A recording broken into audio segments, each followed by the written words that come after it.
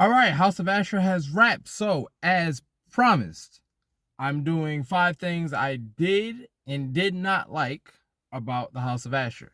I like to get my vegetables out the way first. So, in this video, we're going to talk about 5 things I did not like about Spartacus House of Ashur. These are my personal gripes with the show. You do not have to agree. Feel free to let me know what you didn't like about House of Ashur. This video is not for positivity. All right. So anything you want to say in defense of the show, this ain't the video for that.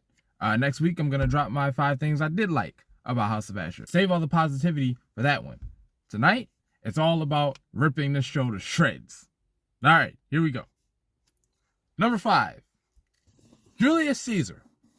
Now, I'm going to add a little bit of context to this because as the show was nearing its finale, my original critique was going to be, given that Caesar is not in the show a lot, I think they should have just kept Caesar out of this season and waited to see if the original actor could become available. Because as I understand it, now this could be wrong, but this is what I believe I read.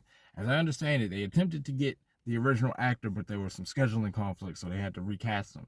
And my issue was going to be Caesar's role is not prominent enough. You could have had stand-ins for the things that were going on with him. You could have just waited to bring the character in. But given the finale, you could not have that finale without Caesar. So my issue is now, Caesar wasn't in the show enough to justify ramping up to the point where Caesar and Ashur is the final battle of the entire season. Caesar's not there enough. He doesn't needle Ashur enough to where it feels like that's the natural conclusion of the season. Now, I understand it's not just that Caesar specifically is Ashur's issue. Ashur's been getting pushed around the entire season. It finally reaches a boiling point, and Caesar picks the wrong night to screw with Ashur, and we have, I get why it goes down that way. But if Caesar was going to be the final battle, I do feel like he should have been directly in Ashur's face a lot more in the season than he was. So while I liked the ending, while I liked the bold decision to drop Caesar in the finale, I just think he was a little underutilized. Number 4, Messia and Hilera. When the season opens up, Messia and Hilera had probably the most interesting character dynamic that I was looking forward to as the season was going to go on. I wanted to see the drama between these two. Messia loves Hilera. Hilera loves Ashur. Hilera does not share feelings for Messia. And I wanted to see how that progressed.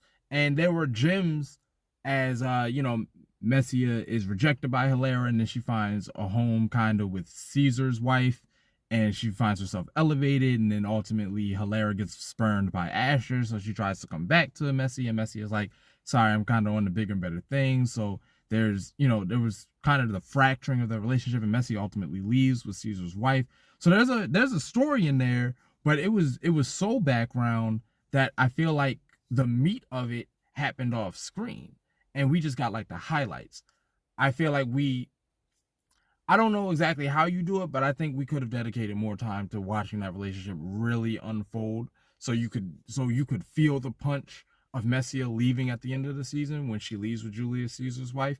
I didn't feel that punch. I understood it in theory based on having watched the show, but it didn't really work for me as the emotional crux I think the writers intended. Number 3, this kind of goes hand in hand with number 4, a lot of underdeveloped side characters. There's a bunch of gladiators in Ashur's school, and I don't know hardly any of their names. You don't get a whole lot of time with them. You don't really get a whole lot of time with any of the side characters. Where the home was, with Ashur and Achilles and the gladiators, you never really got a sense of community with them. So when they were trying to cook the drama with Achilles, sometimes it hit, sometimes it didn't. It hit mainly with Achilles and Tarchon because Tarchon was so antagonistic to Achilles, and it felt like Tarchon was the stand-in for the entire school of gladiators. Now, I tried not to compare this show to Spartacus too much because I wanted to judge this show as its own show, but I couldn't help but think, in Spartacus, when we were in the Ludus, almost all the gladiators had some kind of interpersonal relationship. you got at least a sense of identity from all of them. Some more than others, of course. You can't. Everybody's not gonna get equal screen time. I'm not really asking for that. But enough that I can call most of those gladiators and Spartacus by name. I don't know who any of these people are. Number two, as I was saying, I was trying not to compare this season of television to Spartacus too much. You know what didn't help? All of the references to Spartacus. Now, it got better as the show went on, but this first couple episodes, like the first four, like every other sentence, like, oh, just like Crixus, oh, just like Gannicus, oh, just like Spartacus, just like this event that you're familiar with, huh? Remember you're a fan of Spartacus, right? You liked our show, right? Like this show, please. We're going to show you all of these things from original Spartacus. We're going to show you Gannicus' tattoo as he's hanging on the cross. We're going to reference the fighting style, the same one that Spartacus used. We're going to say Crixus, the undefeated Gaul. We're going to say those words, those trigger words. We're going to give you some certain quotes that remind you of the original show, and it got old. It got old pretty quickly. Now, sometimes they were used to great effect, like when Ashur wanted them to, he asked them what lies beneath your feet, and one of them said, sacred groundwater with tears of blood, and Ashur kind of mocked it. That was important because you need to understand that Ashur does not view the sands the same way as the world that he comes from. So that's where something like that was useful. But a lot of times it just felt like a cheap callback to the original show. And I really didn't care for that. I wanted House of Ashur to carve its own identity. Now, in my personal opinion, ultimately it did.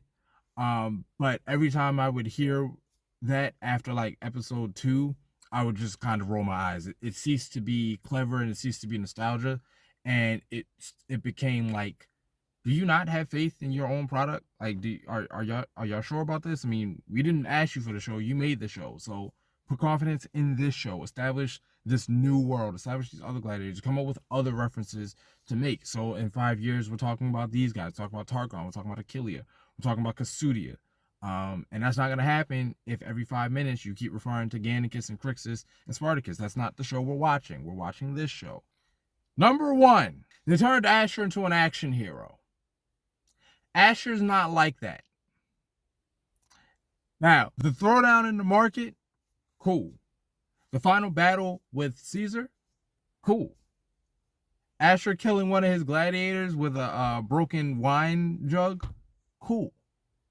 But there's a difference between all of these things that were cool, that appealed to the primordial part of my mind. There's a difference between the rule of cool and like actual quality.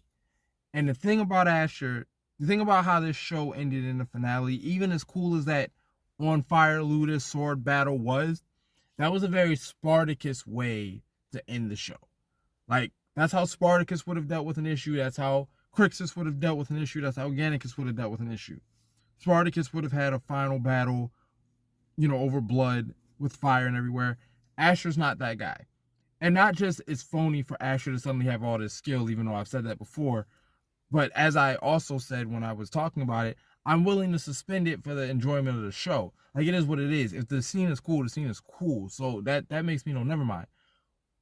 The problem is that you actually are doing the character of Ashur a disservice by taking the cheap action route, because Ashur's more clever than that. So if you're going to do this angle where Ashur finally gets fed up and he takes out Caesar, well, have him take out Caesar in an Ashur way. It wouldn't make for as physically exciting, I should say, as a final battle with swords, sure. But you can mine drama through the maneuvering, through the scheming, through the the chess game that Ashur plays. The best parts of this season of television was when Ashur was in that snake form, when he was just setting pieces in place and letting people talk themselves or move themselves into their own trap. That was when the show felt great, because you would think when you hear House of Ashur, it's like, okay, we're going to get that as the basis of the show. Like, we're going to get to see Ashur doing that every episode. All right, cool. And you don't really get that in the finale. They don't resolve the final issue that way. And I think you should, because that's who Ashur is. So, didn't much care for that. Now, none of what I have listed is to suggest that I don't like the show. I think you can tell by my reviews that I did enjoy my time with the show. I do hope it gets renewed for a second season. But I also hope that some of these things I've talked about get addressed if the show continues. And I hope we do a little better in season 2. I want to see more development from characters. I want to see Ashur less of the Spartacus action hero and more of the Peter Baelish, cunning, sneaky guy, and everything else that I said. Doesn't mean the show is bad, just means the show's not perfect, and I see a few what feel like obvious ways it can improve. So next time, we're going to praise the show. So go ahead and comment, like the video, and rip the show to shreds. Say whatever you want to say, whether it's valid or not, because I know there are a lot of political talking points when it comes to the show. And there are a lot of things that you can, realistically, fairly criticize the show for. There's no shortage of topics, so go ahead and rip a new one. Get it all out your system. Because next time, we're going to do nothing but praise it. All right, y'all. Kasudia is one of the finest grandmas I've ever seen in my life. And in a show as gratuitous as Spartacus, we ain't getting not one major one of them scenes with her. I ain't like that.